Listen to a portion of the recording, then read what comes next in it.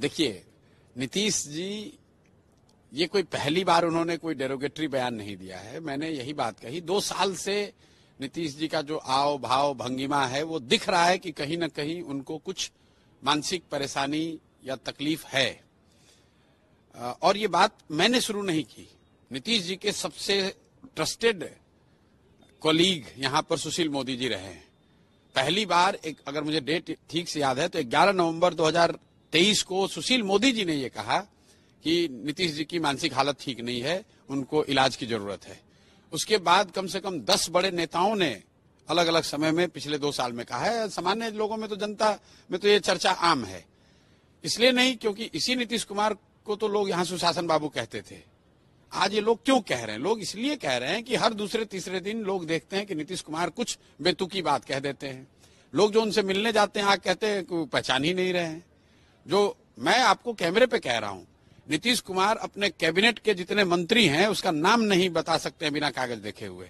उनकी ये हालत हो गई है। तो जब यहां पर सिपाही भर्ती के लिए मेडिकल जांच होता है, कोई छोटे से छोटे नौकरी के लिए मेडिकल जांच होता है, तो 13 करोड़ लोगों के का जो मुखिया है उसकी मानसिक हालत क्या है, इस पर सरकार कोई बयान नहीं देती है। किसी ने मुझे कहा कि स्वास्थ्य मंत्री ने बयान जारी किया है कि प्रशांत किशोर का मेंटल हालत ठीक नहीं है। तो भाई, प्रशांत किशोर का मेंटल हालत ठीक नहीं है तो उससे जनता को घबराने की जरूरत नहीं है, वो तो मेरा व्यक्तिगत मामला है। नीतीश कुमार की हालत क्या है उस पर स्वास्थ्य मंत्री ने कुछ नहीं कहा। और स्वास्थ्य मंत्री ने यह नहीं कहा कि उन्हीं के नेता स्वर्गीय सुशील मोदी जी ने क्यों कहा था कि नीतीश जी की मानसिक हालत खराब है। तो क्या सुशील मोदी जी की भी मानसिक हालत ठीक नहीं थी? ये तो मंगल पांडे को बोलना चाहिए। इधर उधर की बात करने से कुछ होगा नहीं। और बात जब प्रशांत किशोर ने कही है तो आप ये भरोसा रखिए कि हम इसको मामले को आगे बढ़ाएंगे। हम लोग अगले 2-3 दिन के अंदर आपके जरिए ये सूचित भी कर देता हूं, हम लोग आरटीआई दाखिल करेंगे और सरकार से ये पूछेंगे कि पिछले 3 साल में नीतीश कुमार के स्वास्थ्य पर, स्वास्थ्य यात्राओं पर, स्वास्थ्य के लिए जो जांच के लिए यात्राएं इन्होंने की हैं यहां से लेकर आयरलैंड तक, उस पर सरकारी पैसे से गए हैं।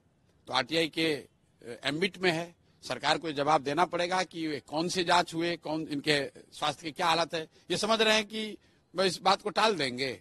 भाई, इस देश में कानून है, आरटीआई में वो पूछा जाएगा। कल परसों में आप देखेंगे हम लोग की ओर से आरटीआई दाखिल किया जाएगा, जिसमें ये सरकार से बाकायदा पूछा जाएगा कि नीतीश कुमार के स्वास्थ्य जांच और स्वास्थ्य को लेकर किस तरह के जांच कहां पर हुए हैं, सरकार का उस पर कितना खर्चा हुआ है और उसका परिणाम क्या हुआ है।